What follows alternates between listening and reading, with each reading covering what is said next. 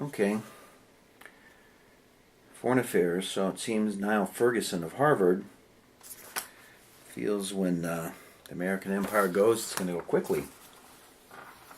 July 29th. Ha.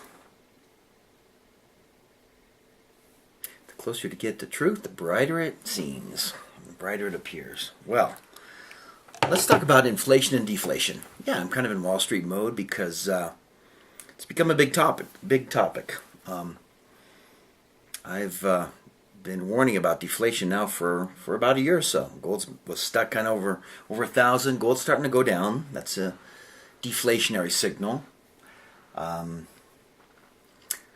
let's talk about interest rates. So the Fed official, I'm reading here, James Bullard of Bouillard, I don't know if I'm pronouncing his name correctly, from the St. Louis Fed. They get a little complex in the repo things and all that, but he's talking about repurchasing treasuries with Fed money to avoid deflation. He's worried about deflation.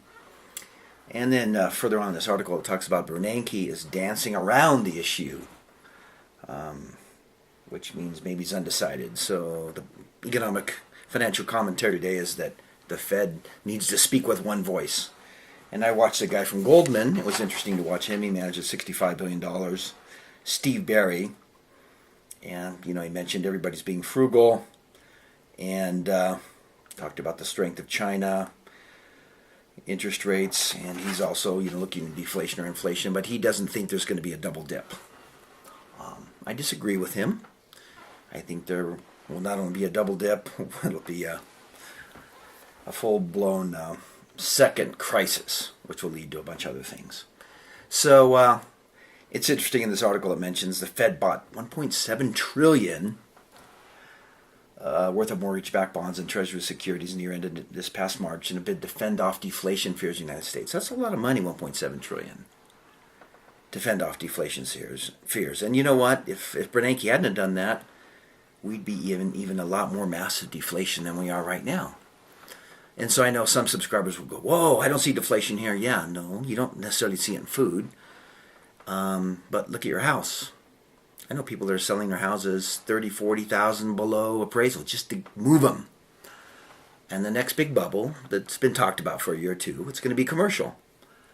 And I've been reading more widely now that I'm back here in Utah and have a chance. I've been reading the IMF reports. And the IMF, I don't think, is going to support another huge stimulus package.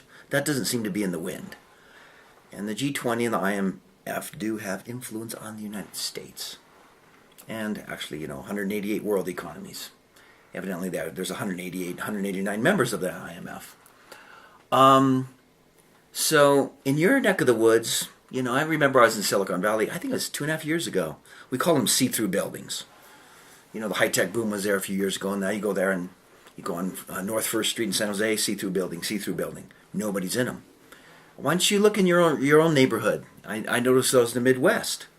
I didn't see a lot right there when I was in Boston. Are they in New York? Are they in St. Louis? Are they in Miami? Commercial real estate is, like people have been saying, going to be the next big shoe to drop. And it's going to hit a lot of wealthy people. So you can go look in your own area. As they say, real estate, location. Yes, some areas are going to be prospering. I hear Chicago's going way down. Washington's going way up. Washington, D.C. area. Why? All those government jobs.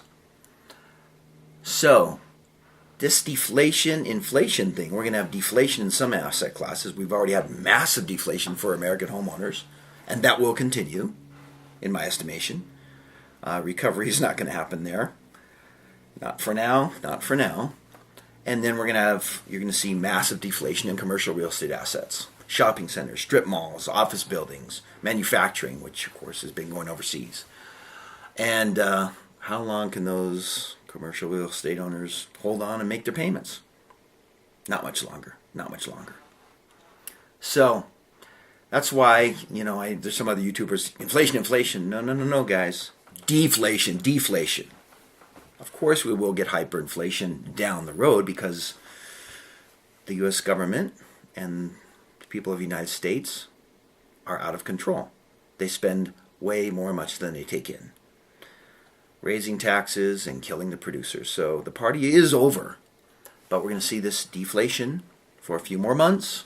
And I'll keep you posted on when it's going to change, as long as I can post. Then the hyperinflation. But right now, deflation. And so you got to ask yourself, well, who does deflation benefit? Does it benefit the regular American?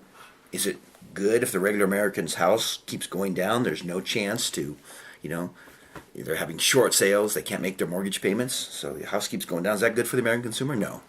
Is it good for bondholders right now? Oh, yeah. Oh, yeah. So the teeter-totter will turn as far as inflation deflation.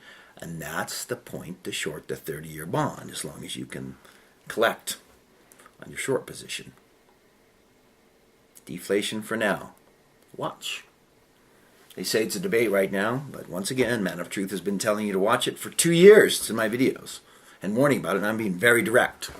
Deflation time. You watch. They're not going to loosen a bunch more, and it'll drive the economy worse than a depression of the 1930s. Mark my words.